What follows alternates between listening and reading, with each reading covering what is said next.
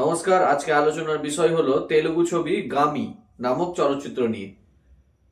নায়ক চরিত্র হিসেবে কাজ করেছে বিশ্বক সেন। বিশ্বক সেন পরিচিত হচ্ছে হিট দ্য ফার্স্ট কেস নামক একটা চলচ্চিত্র আছে, সেটা থেকেই তার পরিচিতি। মানে মানুষ সাধারণত চিনে। এই হিট দ্য ফার্স্ট কেস মোটামুটি টেলিভিশনে দেয়, আর এই হিট দ্য ফার্স্ট কেসের হিন্দি রিমেক করেছিল হচ্ছে রাজকুমার রাও। তো গামি চলচ্চিত্রটা একটু অন্য ধরনের অডিয়েন্সের জন্য। এই চলচ্চিত্র দেখার সময় আমাদের মাস চিন্তাধারা নিয়ে দেখতে বসলে চলবে না। এখানে আর্ট আছে, কিছু কালচারাল বিষয় আছে, কিছু পৌরাণিক বিষয়কেও দেখানোর চেষ্টা করেছে। সনাতনী ধর্মের সঙ্গে সঙ্গে বৌদ্ধদের কিছু রীতি নিয়মও দেখানো হয়েছে। যদি এই ব্যাপারটা নিয়ে রিসার্চ করা হয় তবে সেই ব্যাপারটা বোঝা যাবে। হ্যাঁ, অবশ্য সায়েন্স ফিকশনও আছে।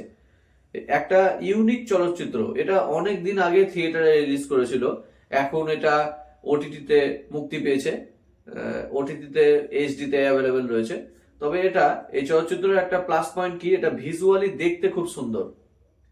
প্রথম ইন্ট্রোডাকশন সময় যে অ্যানিমেশনের মাধ্যমে যে চিত্রগুলোকে প্রেজেন্ট করা হয়েছে সত্যি অসাধারণ। প্লাস এটা হচ্ছে অল্প বাজেটের মধ্যে একটা হলিউড এক্সপিরিয়েন্সও পাওয়া যাবে। যে টেকনিক্যাল ইস্যুস গুলো দেখানো হয়েছে এখানে, হ্যাঁ, সেগুলো সত্যি সুন্দর। আর ভিএফএক্স এর কাজও খুব সুন্দর ছিল। শুধুমাত্র কিছু যদি এই চলচ্চিত্র নিয়ে একটু খটকা লেগে থাকে তো সেটা হলো এটা রান টাইম প্রচন্ড উইক।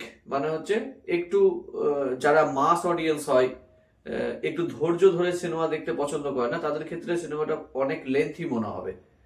তবে অনেক সময় কি হয় যে কিছু আর্ট প্রেজেন্টেশন যখন আমাদের ভালো লেগে যায় তখন এই লেন্থ মনে হয় না।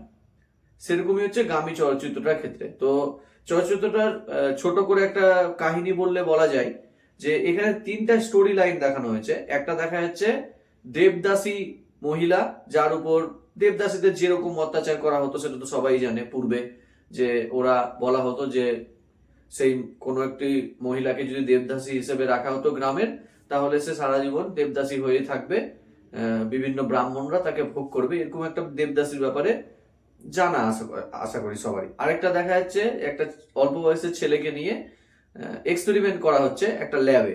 আর আরেকটা দেখা যাচ্ছে যেটা বিশ্বক সেন নায়ক চরিত্র, সে প্লে করছে চরিত্রটা। দেখা যাচ্ছে যে আঘরি তান্ত্রিকদের কাছে ও বড় হয়েছে, বোঝাই যাচ্ছে। তারও হচ্ছে জটা জুটধারী।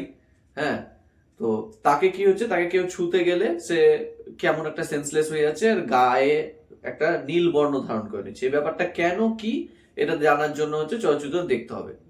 এবার এটা অ্যাকচুয়ালি অ্যাডভেঞ্চার স্টোরিও বলা যায়। যেভাবে হচ্ছে এই বিশ্বক সেন এর যে অসুখটা হয়েছে, যে মানুষ শুতে গেলে সে সেন্সলেস হয়ে যাচ্ছে, এটা ঠিক করার জন্য ওর যে সেই স্ট্রাগলটা করার সময় বিভিন্ন জায়গায় যাচ্ছে। আর সেই দৃশ্যগুলো কিন্তু খুব সুন্দর। প্রথমেই বললাম ভিজুয়ালি দেখতে খুব ভালো লাগবে চলচ্চিত্রটা। আর তা বিশ্বক সেনের অভিনয় ছিল হচ্ছে অসাধারণ।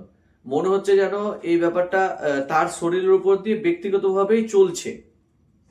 হ্যাঁ, তো এরকম চলচ্চিত্র সচরাচর তৈরি খুব কমই হয়, এগুলো হলিউডে দেখা যায়।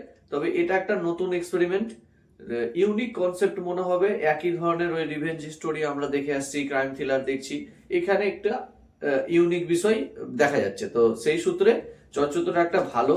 আর ওভারঅল একবার হলেও দেখা উচিত। বাড়িতেও যদি আমরা ওটিটির মাধ্যমে দেখি তাও কিন্তু আমাদের ভালো লাগবে। এটা যদি বিগ স্ক্রিনে দেখলে তো আরো ভালো লাগতো।